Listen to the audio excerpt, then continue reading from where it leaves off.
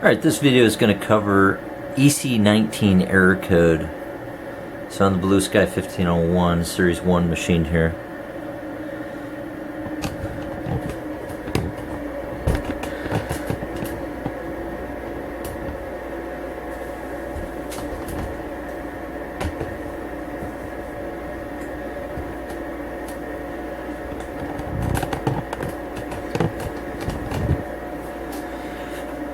Alright, so just on the main screen here, here's an indication.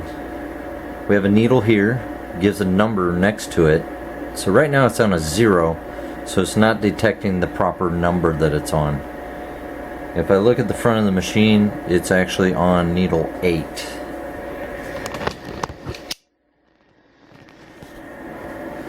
So there we go, needle 8. And back to the screen. 0. So if I just try a manual needle change here, it's set on 1 even though it's on 8, so I'll just hit 9. EC19, needle position abnormal. So basically we are off our needle detection here, and the best way to fix this is main shaft is here. We're going to leave this alone. We're going to just turn this up here. This is our color change motor hand wheel. So what I'm going to do is kind of try to get a view of both here. So you can view the 0, and when I turn this to get a number, there we go. So I flipped it to an 8.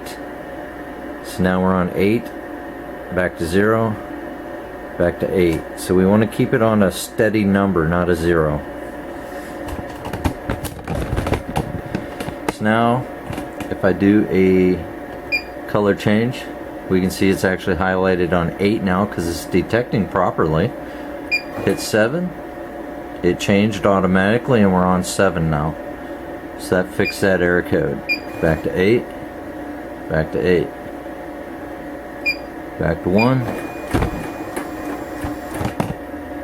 back to 1. So that's how you fix that error code.